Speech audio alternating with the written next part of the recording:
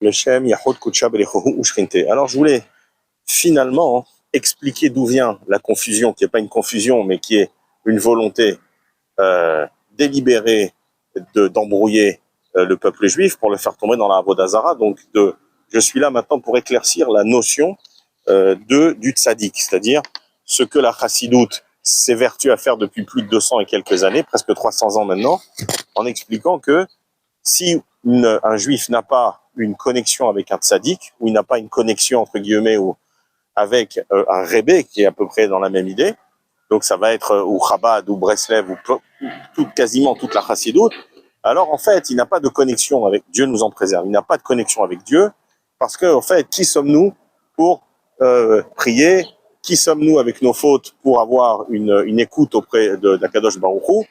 Et donc, tout ce système-là, en fait, qui est là pour descendre, pour rabaisser le mérite du juif, elle est là pour remonter le mérite, l'aura, l'ascendant et l'idolâtrisation du rébé ou du tzaddik. Et donc, à partir de là, se sont créées toutes ces sectes de Avodah Zara, ces sectes d'idolâtrie, où en fait, on met un homme au centre de vivant ou mort, puisque dans toute la chassidoute, il est vivant. Par contre, pour ce qui est de Chabad, ou pour Breslev d'ailleurs, ils en ont fait deux morts, entre guillemets, tzadikim, par lesquels il est, selon eux, obligatoire de passer pour pouvoir faire monter les prières, recevoir la bracha, faire le tikkun, la réparation de ses fautes. Et donc, on donne à celui qui est considéré, ou souvent s'est présenté lui-même comme étant le tzaddik, c'est-à-dire comme dit Nachman de Breslev, le tzaddik Ador Amiti, c'est-à-dire le véritable tzaddik de la génération. Voilà. Donc, ces gens-là se sont attribués eux-mêmes un statut qui font d'eux en fait un conduit pour que la majorité ou l'écrasante totalité des juifs pauvres de nous, qui ne sommes pas au niveau en fait d'être accueillis, reçus, soit nous, soit nos prières par Dieu, ou parce que nous sommes, selon eux, dans l'incapacité en fait de faire quoi que ce soit sans leur intermédiation. Et donc, grâce à cela, si vous voulez, en abaissant le peuple juif et en montant leur propre statut, ils ont créé comme ça des centaines de sectes non juives, de Avodah Zara, d'idolâtrie, dans lesquelles, eh bien, il y a un personnage central, de la même manière que les gourous des sectes non juives ou d'autres sectes de ce type-là, où en fait le patriarche, le rébé, le tzaddik, il a une image centrale et il a une aura particulière qui font de lui qu'il a en fait des pouvoirs, une écoute particulière. Et donc, sans lui, en fait, il n'y a pas de salut possible. Voilà.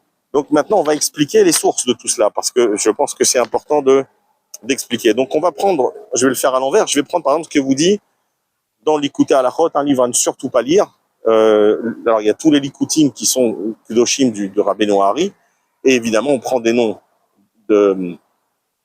qui appartiennent à la Kedusha et on les transforme dans la Sitra Achra, comme ce qu'on fait l'État d'Israël. On prend le nom Israël qui est Kadosh et on en fait l'État d'Israël. Donc on transforme Utzion qui représente des choses kabbalistiques très très importantes et on en fait le sionisme qui est quelque chose de dégoûtant et d'anti-Torah, et etc. Donc c'est toujours la même idée en fait. Donc là c'est l'Ikouté Halachot.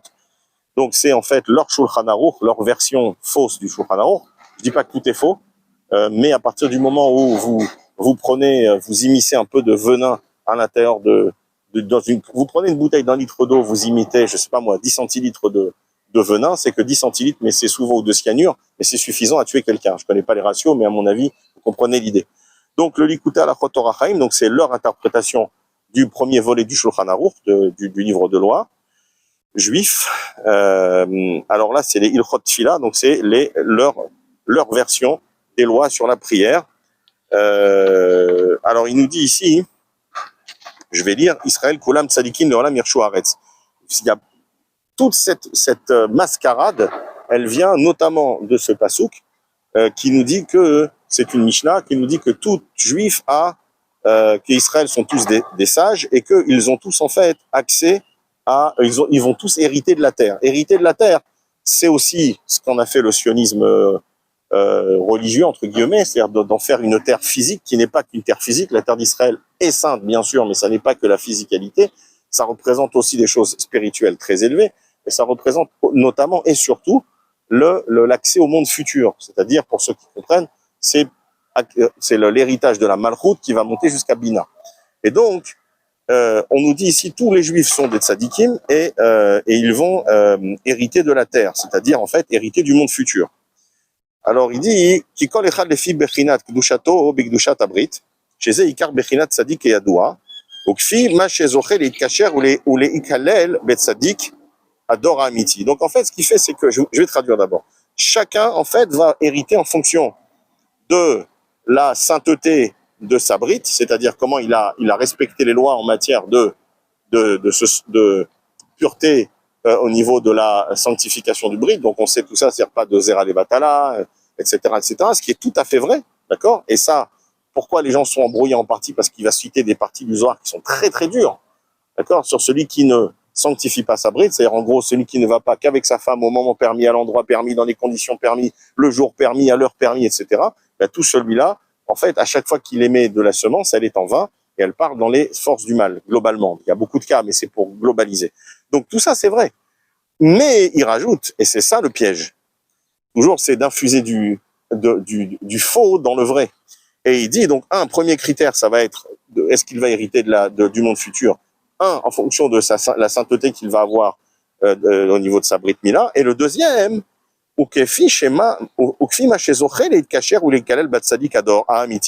et par rapport au mérite qu'il aura de se connecter, de s'attacher et de s'inclure à l'intérieur du tzaddik Ador Amiti, c'est-à-dire du tzaddik de la génération, du véritable tzaddik Ador Amiti, c'est-à-dire du vrai tzaddik de la génération. Et évidemment, on le sait, selon lui, qui est le tzaddik Ador Amiti, qui est le véritable tzaddik de la génération, c'est lui. Donc en fait, il va falloir se chas v'shalom, si on ne s'est pas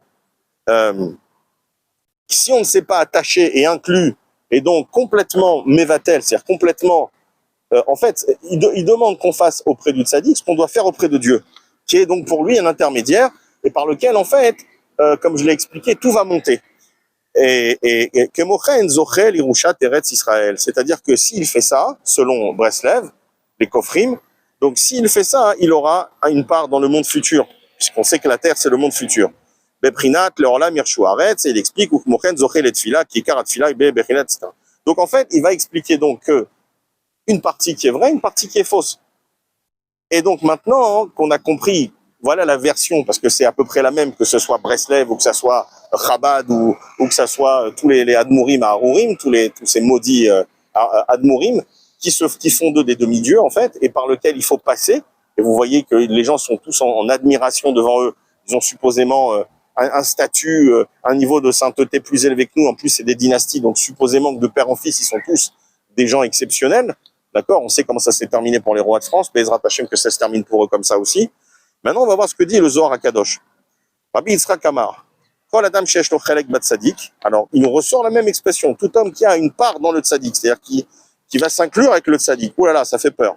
Dainu sheshomer brito, c'est-à-dire qu'il va faire attention à sa brit mila. Donc, c'est tous les critères que Breslev a ramené en premier, c'est-à-dire tout ce qu'on a dit sur le fait de faire attention à sa brit et de ne pas émettre de la semence en vain. Yoresh, Eretz, Zo, il va hériter de cette terre, donc c'est le monde futur. Chez Yamalchut, c'est ce qu'on a expliqué, c'est la Sfirat Amalchut, qui ensuite, qu'on appelle aussi en partie la Shechina, et qui va monter après au moment de la Géoula, et ensuite on va tous monter Bezrat Hashem dans Bina, qui représente la Olam Abba. Et comme au Shekato, Vamra Kolam Tzadikim, Olam Yershuaretz, on reprend le même passouk en disant que tout le peuple juif sont des tzadikim, et qu'ils vont tous hériter de la terre.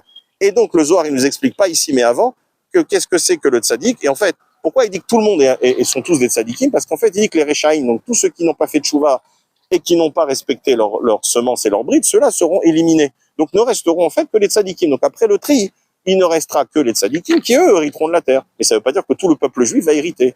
Ça ne veut pas dire que tout le peuple juif a accès au Olam Haba. Seulement ceux qui vont faire tchouva et qui vont passer des tests et des épreuves pour continuer. Mais tzaddik azeh, chez Yesod nikra chassid. Alors, quel est ce tzaddik maintenant? Alors, est-ce que c'est le Rebbe? Est-ce que c'est Breslev? Est-ce que c'est Chabad? Est-ce que c'est le Admour? Chas v'shalom. Et il dit, le tzaddik, c'est qui? c'est celui qui est appelé chassid. C'est quoi chassid?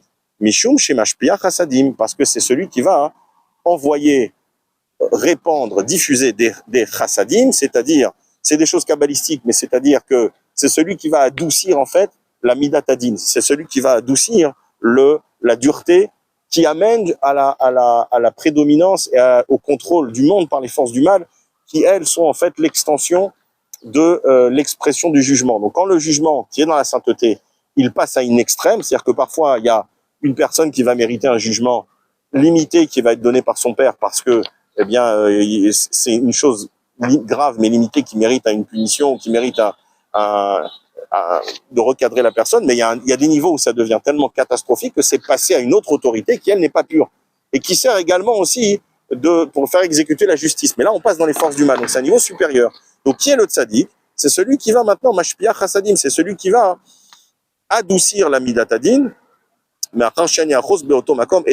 donc en fait on sait que qui c'est qui va être qui va mashpia, qui va diffuser, qui va propager ces chassadim, c'est-à-dire sont des choses kabbalistiques avec des noms de Dieu, etc. Mais qui va faire ce travail-là? C'est celui qui est dans la sphira du tzaddik, qui est la sphira du yesod. Donc je rentre pas dans les choses kabbalistiques, mais ça n'a rien à voir avec une personne physique. C'est-à-dire c'est celui qui en ne fautant pas avec sa bride va entraîner que les chassadim qui viennent de plus haut, qui viennent dans les sphirotes plus haut, on va pas donner trop de détails, eh bien continuent leur chemin et elles vont ensuite pouvoir aller se diffuser dans la sphira de Malchut, d'accord?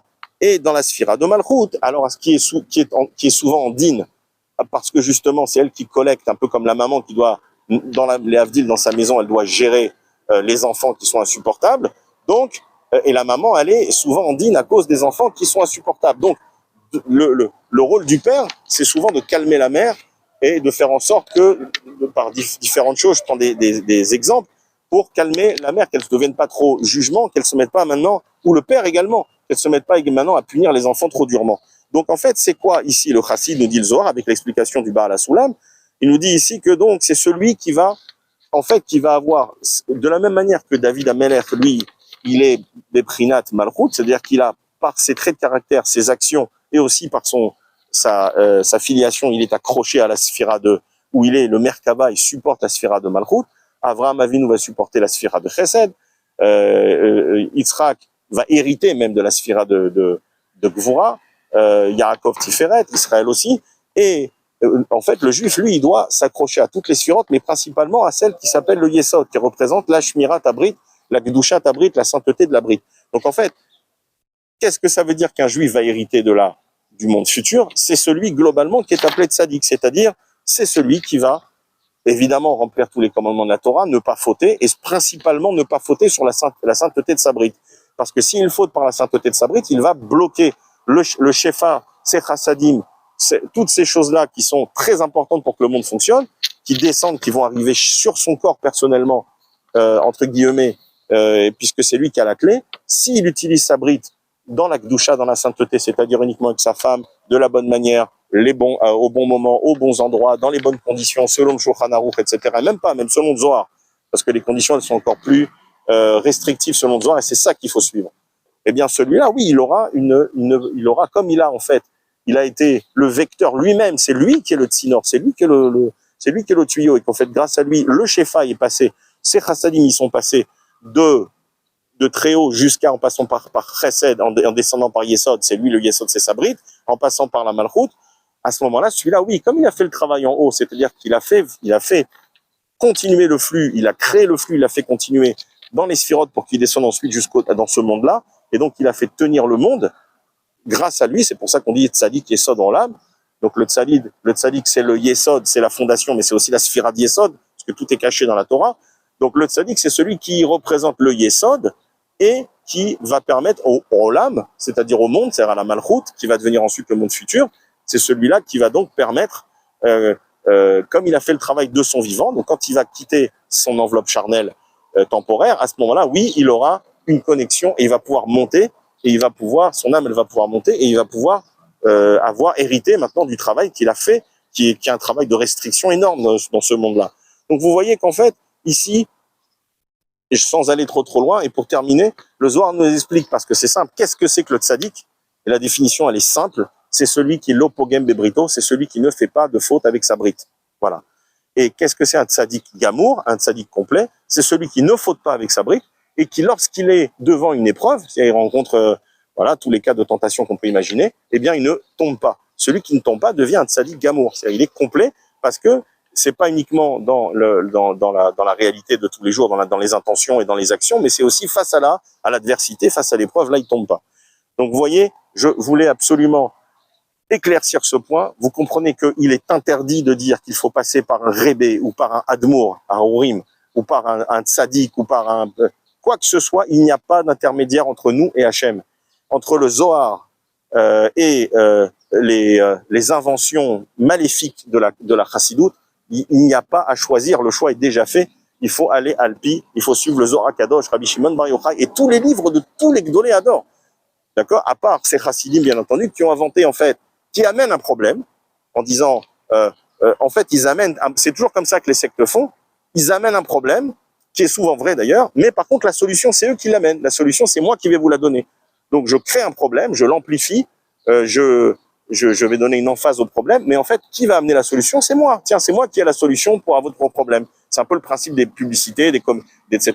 Donc, vous avez du mal à nettoyer votre voiture, eh bien, voilà, maintenant, le problème, il est réglé. Vous avez du mal à ci ou ça, maintenant, voilà, on vous amène une solution. C'est la même chose, c'est de la vente, et ça a permis à tous ces Rechaim depuis presque 300 ans de Chassidim, tout Chassidoute confondu, tout est Avodah Zara, en fait, de placer comme ça leur maître, d'accord, comme étant au centre du travail de la Avodat Hashem. Donc c'est vrai que quand on regarde ça de l'extérieur, si on n'a pas de connaissance, on dit mais attends, ils font Shabbat, ils font ceci, ils étudient la Torah, d'accord.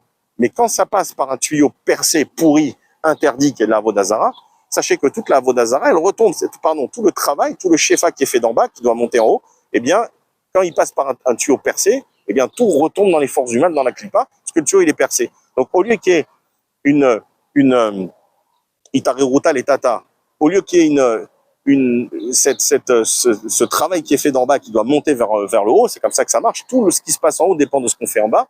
Eh bien, justement, c'est quand même fait en bas, mais comme le tuyau est percé, alors tout retombe dans les forces du mal, puisqu'il n'y a pas de kéli, il n'y a pas d'ustensile pour recevoir tout cela dans les deux côtés, en montant ou en descendant. Et l'élément final que je voulais rajouter, c'est qu'effectivement, dans la confusion volontaire, il y a des références, des sources, notamment dans le Zohar, qui indiquent que la tfila va monter via le mérite des tzadikim. Alors, qu'est-ce que cela veut dire? Ça veut dire qu'en fait, quand le Ramak explique par exemple que toutes les tfilotes, notamment celle du matin, Shacharit, elles montent à partir de l'heure du Netz, c'est-à-dire l'heure du lever du soleil à Jérusalem, et dans une fourchette de 30 minutes, toutes les prières vont monter ensemble. Et ça va être le cas durant toutes les tfilotes de la journée. Voilà pourquoi, notamment, lorsque quelqu'un est empêché pour des raisons de maladie ou autre et qui ne peut pas prier en tsibour, c'est-à-dire ne peut pas prier en communauté, en groupe, avec au moins un quorum de 10, alors s'il doit prier seul, il doit s'efforcer de prier au même moment que commence sa communauté pour qu'en fait sa prière soit associée avec celle des autres et qu'elle puisse monter. Pour plein de raisons, le Zohar nous explique que d'abord parce que les prières peuvent être bloquées parce que la personne, lorsqu'elle est seule, eh bien tout est scruté. Il y a des anges qui vont scruter en fait ses mérites pour voir si sa prière elle a le mérite de monter ou pas. Donc s'il y a des fautes qui sont attachées, il est possible que sa prière ne soit pas ne le monte pas. Il y a d'autres choses dans lesquelles je ne veux pas rentrer dans les détails, mais pour vous expliquer qu'en fait, c'est un peu, on prend un mauvais exemple, c'est un peu comme quelqu'un qui passe la douane. Quand vous passez la douane d'un pays ou l'immigration, on va regarder dossier par dossier. Par contre, quand vous passez en autocar ou dans un train, alors tout le monde va passer en même temps. Et donc, on va profiter en fait de l'allure générale du groupe. C'est un peu l'idée ici, c'est-à-dire que quand on prie en tsibour, en communauté, donc là, il n'y a pas en fait il y a très très peu de limitations. Bien sûr, il reste le problème du chazan, de l'officiant, ça on va peut-être en parler, du shaliar tzibour, mais globalement, il y a beaucoup moins de blocage à ce que la tfila elle monte que lorsque la personne prie seule, beyachid. Et pourquoi? Parce qu'en fait, toutes les prières, puisque c'est ce que l'on dit quand on fait les Shem Yichud Kutshab les Rouch Rinte ou Veshem Kol Israël, c'est-à-dire qu'en fait, quand on fait notre filote, et il faut le faire pour toutes les tfilotes, faut pas oublier de le faire, c'est très important, on associe notre prière avec la prière de tout le reste du peuple juif, et du coup, dans ce lot de juifs qui prient, il y a dedans à l'intérieur des tzadikim, c'est-à-dire des gens qui eux vont avoir une shmirat abrit, c'est-à-dire qu'ils vont avoir un contrôle sur leur brit, sur leur pensée, sur leur sainteté, qui est à un niveau supérieur que la nôtre. Et du coup, eux, on va profiter en fait de leur mérite pour que, eh bien, ils représentent un peu le groupe et que grâce à leur mérite, en fait, nos prières, elles montent. Ça veut dire qu'en fait, dans une communauté, vous avez des gens avec différents niveaux, évidemment, de respect de la Torah, malheureusement, et de sainteté personnelle. Ça veut pas dire qu'on doit accepter en fait sa limitation. C'est-à-dire que on doit bien sûr tous monter, tendre vers une shmirat abrit, un respect de sa propre brite et de sa semence à un niveau très élevé, et de ses pensées, et de ses yeux, etc. Mais en attendant, eh bien, si la personne elle a quelques défaillances ou elle a eu des défaillances ou etc. Eh bien, elle va profiter en fait d'autres personnes qui sont, puisque Israël Arivim Zelazé, on est tous associés, grâce aux autres en fait qui ont un niveau plus élevé. Eh bien, grâce à cela, les prières vont monter. Maintenant, est-ce qu'on les a identifiés? Non. Est-ce qu'on sait qui ils sont? Non. Est-ce qu'on doit prier à ces gens-là? Non. Ça, c'est l'affaire de Dieu, c'est pas notre affaire. Et c'est l'affaire des anges, et notamment de Matat, qui va récupérer cette filote et qui va les monter. Donc comprenez en fait comment ont interprété à leur propre avantage ces chassidim rechaim, comment ils ont interprété toute cette histoire en vous sortant des références. En disant voilà, c'est marqué que la prière elle monte par les tzadikim. Alors vous comprenez la différence, elle va monter par le mérite de ceux dont en fait il n'est pas important de savoir qui ils sont. On sait qu'il y a d'autres gens qui ont plus de mérite que nous, et on ne sait pas si la tfila de toute une communauté ou de l'ensemble, elle est montée grâce à moi, ou grâce à mon voisin, ou grâce à quelqu'un qui est à 10 kilomètres de moi, et c'est pas important. C'est pas important par rapport à cette tfila-là. C'est pas notre problème. C'est comme ça que Dieu a conçu le système. Maintenant, il y a encore plein de choses dans le Zohar, c'est pas le but, mais sachez qu'il y a dans pas mal de cas, des cas où la tfila ne monte pas, tzadikim ou pas tzadikim, c'est-à-dire même s'il y a des gens, il y a des tfilotes qui vont pas monter, quelqu'un qui peut même être exclu du groupe en fait, c'est-à-dire qu'en fait il est plus dans le groupe, quelqu'un qui a une toumat nida sur lui, qui a été avec une femme nida, etc., et sa prière elle montera pas, il peut être avec tous les tzadikim de la terre, et sa prière elle montera pas, bref, donc il y a quand même beaucoup il y a des cas qui vont exclure la personne du klal, du groupe. Et en fait, c'est ça l'idée. L'idée, c'est que dans le groupe, il y a des gens avec plus ou moins des degrés, d'accord? Et on va profiter en fait des degrés supérieurs des autres pour pouvoir nous aider. Mais il y a des choses éliminatoires. Voilà. Donc c'est pas le but de faire. J'ai dû le faire dans d'autres audios. Mais sachez que voilà l'idée en fait qui est reprise par le Rama, qui est reprise par le Zohar, etc. Mais comme encore une fois, l'étude, ça s'explique avec des mefarshim, ça s'explique avec des commentaires. Et donc, en fait, c'est un peu comme la chrétienté, c'est-à-dire qu'on va prendre des psukim, on va prendre des versets, et on va les twister, on va les tordre pour y faire inclure sa propre idéologie. Comme toutes les sectes, c'est la méthode utilisée. Donc encore une fois, on va ramener une source et puis on va la transformer pour qu'elle épouse en fait l'idéologie qu'on veut bien lui appliquer. Donc voilà, globalement, on a fait un résumé de cette histoire du tzaddik, d'accord? Sachez maintenant que pour clarifier les choses, il est interdit d'avoir une kavana, d'avoir une intention autre que celle de Dieu dans les prières, ou même dans les rapports intimes dans la sainteté. C'est uniquement le Shem Havaya, Yudke Vavke, c'est le nom sur lequel on doit se concentrer. Il y a d'autres kavanot pour ceux qui savent, Baruch Hashem, ou qui vont apprendre quand ils vont être mariés, qui vont aller au mikvé régulièrement, etc. Mais sachez que voilà, c'est uniquement le nom de Dieu, Yudke Vavke, qu'on doit visualiser et qu'on doit avoir toujours devant les yeux, pas un tzaddik, pas un rébé, pas un rachat, pas tous ces gens-là, d'accord? Puisque dans les milieux chassidiques, ce qu'on leur explique, c'est qu'il faut avoir l'image d'un pieux, entre guillemets, au moment de faire une mitzvah, et notamment la mitzvah du tashmish, c'est au moment où on va avec sa femme, pour Dieu nous en préserve, pour amener des enfants saints au monde. Et évidemment, quelqu'un qui va visualiser, lui ou sa femme, ou les deux, pire la femme encore que l'homme, mais les deux, ou l'un des deux qui va visualiser la tête de rachat, que ça soit Lubavitch ou un autre, au moment de la réalisation de la mitzvah de Pururvu, vous pouvez garantir que c'est une neshama pourrie des forces de l'impureté qui va descendre. Voilà, il n'y a pas d'autre possibilité que celle-ci.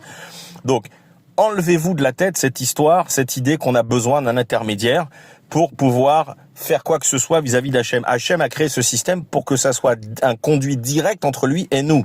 Les rabbanim, les vrais qu'il faut respecter, ce sont des maîtres qui nous apprennent, qui nous corrigent, qui nous aident à nous élever, qui nous aident à nous relever aussi quand on tombe. Mais eux aussi sont jugés. Eux aussi, ils ont des comptes à rendre, et encore plus que le simple juif. Pourquoi ? Parce qu'à partir du moment où quelqu'un a accepté le titre de Rav, qu'il a eu une smicha ou pas, mais à partir du moment où il a une responsabilité au niveau de sa communauté ou d'une ville, il est responsable des fautes de sa communauté et de sa ville. Parce que s'il ne fait pas les remontrances, les torechot nécessaires, eh bien, il sera jugé pour cela. Donc, sachez que non seulement le supposé... Je parle du vrai Rav. Le Rav d'une communauté, il est responsable des fautes de ses coreligionnaires. Il est responsable du niveau de sainteté et de pureté de sa communauté. C'est pour ça que il est important, et c'est pas fait malheureusement, que de manière régulière, le Rav convoque les gens de sa communauté, et c'est ça un vrai Rav, et qu'il fasse le point avec eux. C'est-à-dire qu'il y a des checklists, il y en a certaines qui sont disponibles, et chacun doit passer normalement devant son Rav. Si c'est un vrai Rav, c'est dur d'en trouver. Et il doit lui dire où tu en es dans ton étude journalière, où tu en es dans les ilchot les lois du Shabbat, où tu en es dans les lois de Nida, où tu en es dans ceci, etc. Et il doit faire un bilan dans ton étude, et il doit faire un bilan régulier pour savoir avec la personne où est-ce qu'elle en est. Et c'est ça le rôle du Rav. Et s'il y a des manquements, il doit soit organiser des cours, du tutoring, peu importe, pour pouvoir aider les gens de sa communauté à monter. Et sachez qu'un Rav qui ne fait pas de remontrance, ça n'est pas un Rav. Et il payera encore plus cher que celui qui a fait les fautes. Parce que le Rav était censé lui faire des remontrances, que ne font jamais Chabad ou autre, puisqu'il n'y a pas de remontrances dans la Chassidoute, puisqu'évidemment ils sont là pour vous amener tout droit au Gehinam, en enfer. Donc si on bouffait des remontrances, c'est clair que ça va pas aider. Donc évidemment que Lubavitch n'aimait pas les Juifs, ou alors il les aimait comme JC aimait les Juifs, puisqu'il a créé une nouvelle religion, et donc il a envoyé tous ceux qui vont aller suivre ça à leur destin terrible. Donc voilà un peu pour finaliser l'idée du rabbin, etc. Et comprendre qu'en fait, chacun doit avancer dans son étude, chacun doit avancer dans sa sainteté, chacun doit avancer pour pouvoir ouvrir les portes, faire la réparation des différents niveaux de son âme. CF, ceux qui veulent, qui ont le niveau de sainteté, qui sont mariés, regardez, lisez Shara Gilgulim, qui explique toutes les réincarnations selon la Kabbalah, et vous verrez la difficulté en fait de la mission dans ce monde, puisqu'on est là pour réparer différents niveaux. Et c'est vraiment très mathématique, c'est-à-dire qu'on est à des niveaux très complexes.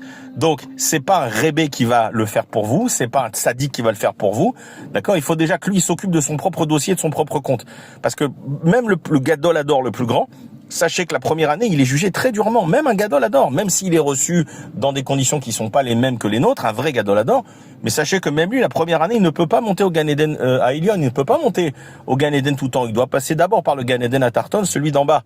Et lui aussi, pendant la première année, il est jugé sur tout ce qu'il fait. Et même après, chaque année, les Neshamot sont rejugés. Donc, il n'y a pas de gens qui ont un passe-droit. Il n'y a pas de... même Moshe Rabbeinu n'a pas eu de passe-droit. Et je rentre pas dans les détails, mais même Moshe Rabbeinu qui est le plus grand des plus grands, qui est dans des niveaux spirituels qu'on peut pas expliquer, mais même Moshe Rabbeinu, il a des comptes à rendre par rapport au fait qu'il ait fait rentrer le Erev Rav, qu'il ait frappé le rocher, même s'il y avait des circonstances atténuantes parce qu'il était en deuil. Eh bien, malgré tout cela, il a des comptes à rendre, et de génération en génération, et même sa situation, il a des comptes à rendre. Je donnerai pas de détails, mais sachez que personne n'est au-dessus des lois, ni Moshe Rabbeinu et ni le plus petit d'entre nous. On est tous au même niveau. Donc, ne donnez pas de pouvoir magique à ces gens-là qui n'en ont pas, qui inventent des ségoulottes, qui inventent qui donnent l'impression que ce sont des gens avec qui voient, etc. Ils ne voient rien, ils n'ont aucune connexion de plus que vous, probablement même moins que vous. Ce sont des gens qui donnent la plupart des brachot à des rechaïm, qui vont bénir des Mechal et les Shabbat, des gens qui ne respectent pas la Torah, ou des femmes qui ne respectent pas les lois de la Taharat Mishpacha, et tous ces gens-là qui reçoivent du public, que ce soit les Rababanim, là, les babas, ou que ce soit les Admourim, que ce soit Chabad ou Breslev, etc. C'est du poison. Sortez de ces gens-là. Votre travail, il est personnel. Vous devez tous les jours étudier la Torah et avancer dans le Moussar tous les jours. Mikra tous les jours du Chumash, vous pouvez prendre le seder de Rabbeinu Hari, c'est-à-dire du Chok Israël, qu'eux aussi ont changé puisqu'ils ont inventé quelque chose d'autre. Regarde, c'est toujours la même méthode. Ils ont inventé Chabad, c'est Rechaim, le Dvar Malchut. C'est quoi Dvar Malchut? Ils ont repris une étude journalière de la Torah qui est coupée en tronçons, qui a été fait par les kabbalistes, par Rabbeinu Hari, par le Maharu, etc., avec des choses kabbalistiques pour pouvoir aider à nettoyer différents niveaux dans les mondes. Qu'est-ce qu'ils ont fait? Ils ont refait, parce qu'évidemment, Rabbeinu Hari, alors supposément, leur Torah vient du Hari, mais ils acceptent pas, ils refont tout ce qu'il fait. Pourquoi? Parce que ils vont reprendre le principe pour vous donner l'impression que c'est Kadosh, mais en fait, ils vont mettre dedans du Raal, ils vont mettre dedans du poison. Donc eux, ils rajoutent les lettres Igorot HaKodesh, les fameuses lettres de la Touma, de l'impureté de Lubavitch. Il est interdit de demander à des morts, notamment à travers des lettres qu'ils auraient écrites, d'avoir des réponses sur des problèmes. Il y a le Gora Lagra, il y a d'autres choses. Renseignez-vous auprès des rabbinim compétents. Allez ouvrir les lettres de Lubavitch pour avoir des réponses. C'est un lave de la Torah, c'est un karet, mes amis. C'est demander à des morts d'avoir une réponse. D'accord? C'est complètement interdit et tous ceux qui font ça, ils ont un retranchement de leur âme. Donc, dans ce Dvar Malchut qui est en fait la fausse version de la version de Rabbeinu Hari, comme je l'explique, qui s'appelle le Chok Israël, et du Maharu qui est une version où la Torah elle est tronçonnée en différentes sections. Donc, c'est pour ça que je vous engage à le faire tous les jours. Donc Chumash, Mishnah, etc., Nivim, Ketuvim, Moussar, ils ont rajouté Moussar, Halakha, etc. Eux, ils ont fait une nouvelle version qui s'appelle Dvar Malchut, cette poubelle dans laquelle il y a du Kodesh, d'accord, puisqu'il y a une partie de ce qu'il y a de la paracha, mais il y a aussi leur poison du serpent, le Zoamat Anachash. Je vous rappelle que Caïn, il n'était pas à 100% impur, il était à grande majorité impur, d'accord, à cause de la faute d'Adam. Et Evel, lui, était pas complètement pur, puisqu'il était à grande majorité pur, mais il y avait aussi une part d'impureté à cause de ce qui s'est passé, de la faute d'Adam. Donc, dans leur Dvar Malchut, ils ont pris de la saleté, et ils ont mis le Igorot HaKodesh, et je sais pas quoi d'autre, probablement leur Tanya et leur poubelle. Donc, ces livres-là, ça va à la poubelle, le Dvar Malchut, ça va à la poubelle, les photos de Lubavitch, ça va à la poubelle, le Likutei Torah, le faux Shulchan Arour de Breslev, ça va à la poubelle. Et ça, c'est toute la fausse Torah. Voilà pour vous expliquer comment ces gens-là, ils ont pris une partie du problème et comment ils y apportent eux-mêmes leurs solutions qui les arrangent, qui font d'eux des cultes. Baruch Adonai l'Olam, amen. Pour vous amener tout droit au Gehinam, en enfer. Donc si on bouffait des remontrances, c'est clair que ça va pas aider. Donc évidemment que Lubavitch n'aimait pas les Juifs, ou alors il les aimait comme JC aimait les Juifs, puisqu'il a créé une nouvelle religion, et donc il a envoyé tous ceux qui vont aller suivre ça à leur destin terrible. Donc voilà un peu pour finaliser l'idée du rabbin, etc. Et comprendre qu'en fait, chacun doit avancer dans son étude, chacun doit avancer dans sa sainteté, chacun doit avancer pour pouvoir ouvrir les portes, faire la réparation des différents niveaux de son âme. CF, ceux qui veulent, qui ont le niveau de sainteté, qui sont mariés, regardez, lisez Shara Gilgulim, qui explique toutes les réincarnations selon la Kabbalah, et vous verrez la difficulté en fait de la mission dans ce monde, puisqu'on est là pour réparer différents niveaux. Et c'est vraiment très mathématique, c'est-à-dire qu'on est à des niveaux très complexes. Donc c'est pas un rébé qui va le faire pour vous, c'est pas un tzaddik qui va le faire pour vous, d'accord? Il faut déjà que lui il s'occupe de son propre dossier, de son propre compte, parce que même le Gadol Hador le plus grand, sachez que la première année, il est jugé très durement. Même un Gadol Hador, même s'il est reçu dans des conditions qui sont pas les mêmes que les nôtres, un vrai Gadol Hador, mais sachez que même lui, la première année, il ne peut pas monter au Gan Eden à Elion, il ne peut pas monter au Gan Eden tout le temps. Il doit passer d'abord par le Gan Eden à Tarton, celui d'en bas. Et lui aussi, pendant la première année, il est jugé sur tout ce qu'il fait. Et même après, chaque année, les Neshamot sont rejugés. Donc, il n'y a pas de gens qui ont un passe-droit. Il n'y a pas de... même Moshe Rabbeinu n'a pas eu de passe-droit. Et je rentre pas dans les détails, mais même Moshe Rabbeinu qui est le plus grand des plus grands, qui est dans des niveaux spirituels qu'on peut pas expliquer, mais même Moshe Rabbeinu, il a des comptes à rendre par rapport au fait qu'il ait fait rentrer le Erev Rav, qu'il ait frappé le rocher, même s'il y avait des circonstances atténuantes parce qu'il était en deuil. Eh bien, malgré tout cela, il a des comptes à rendre et de génération en génération, et même sa situation, il a des comptes à rendre, je donnerai pas de détails, mais sachez qu'il y a personne n'est au-dessus des lois, ni Moshe Rabbeinu et ni le plus petit d'entre nous. On est tous au même niveau.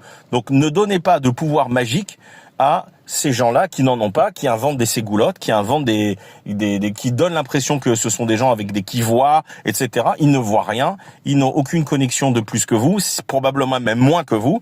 Ce sont des gens qui donnent la plupart des brachot à des rechaim, qui vont bénir des mechal et les Shabbat, des gens qui ne respectent pas la Torah, ou des femmes qui ne font pas qui ne respectent pas les lois de la Taharat Mishpacha, et tous ces gens-là qui reçoivent du public, que ce soit les Rababanim, là, les babas, ou que ce soit les Admourim, que ce soit Chabad ou Breslev, etc. C'est du poison. Sortez de ces gens-là. Votre travail, il est personnel. Vous devez tous les jours étudier la Torah et avancer dans le Moussar tous les jours. Mikra tous les jours du Chumash, de la vous pouvez prendre le Seder de Rabbeinu Hari, c'est-à-dire du Chokle Israël, qu'eux aussi ont changé puisqu'ils ont inventé quelque chose d'autre. Il y a toujours la même méthode. Ils ont inventé Chabad, c'est Rechaim, le Dvar Malchut. C'est quoi Dvar Malchut? Ils ont repris une étude journalière de la Torah qui est coupée en tronçons, qui a été fait par les kabbalistes, par Rabbeinu Hari, par le Maharou, etc., avec des choses kabbalistiques pour pouvoir aider à nettoyer différents niveaux dans les mondes. Qu'est-ce qu'ils ont fait? Ils ont refait, parce qu'évidemment, Rabbeinu Hari, alors supposément, leur Torah vient du Hari, mais ils acceptent pas, ils refont tout ce qu'il fait. Pourquoi? Parce que ils vont reprendre le principe pour vous donner l'impression que c'est Kadosh, mais en fait, ils vont mettre dedans du Raal, ils vont mettre dedans du poison. Donc eux, ils rajoutent les lettres Igorot HaKodesh, les fameuses lettres de la Touma, de l'impureté de Lubavitch. Il est interdit de demander à des morts, notamment à travers des lettres qu'ils auraient écrites, d'avoir des réponses sur des problèmes. Il y a le Gora Lagra, il y a d'autres choses. Renseignez-vous auprès des rabbinim compétents. Allez ouvrir les lettres de Lubavitch pour avoir des réponses. C'est un lave de la Torah, c'est un karet, mes amis. C'est demander à des morts d'avoir une réponse. D'accord? C'est complètement interdit, et tous ceux qui font ça, ils ont un retranchement de leur âme. Donc, dans ce Dvar Malchut, qui est en fait la fausse version de la version de Rabbeinu Hari, comme je l'explique, qui s'appelle le Chokle Israël, et du Maharou, qui est une version où la Torah elle est tronçonnée en différentes sections. Donc, c'est pour ça que je vous engage à le faire tous les jours. Chumash, Mishnah, etc., Nivim, Ketuvim, Moussar, ils ont rajouté Moussar, Halakha, etc. Eux, ils ont fait une nouvelle version qui s'appelle Dvar Malchut, cette poubelle dans laquelle il y a du Kodesh, d'accord, puisqu'il y a une partie de ce qu'il y a de la paracha, mais il y a aussi leur poison du serpent, le Zohamat Anachash. Je vous rappelle que Caïn, il n'était pas à 100% impur, il était à grande majorité impur, d'accord, à cause de la faute d'Adam. Et Evel, lui, était pas complètement pur, puisqu'il était à grande majorité pur, mais il y avait aussi une part d'impureté à cause de ce qui s'est passé, de la faute d'Adam. Donc, dans leur Dvar Malchut, ils ont pris de la saleté, et ils ont mis le Igorot HaKodesh, et je sais pas quoi d'autre, probablement leur Tanya et leur poubelle. Donc, ces livres-là, ça va à la poubelle, le Dvar Malchut, ça va à la poubelle, les photos de Lubavitch, ça va à la poubelle, le Likutei Torah, le faux Shulchan Arour de Breslev, ça va à la poubelle. Et ça, c'est toute la fausse Torah. Voilà pour vous expliquer comment ces gens-là, ils ont pris une partie du problème et comment ils y apportent eux-mêmes leurs solutions qui les arrangent, qui font d'eux des cultes. Baruch Adonai l'Olam, amen ve amen.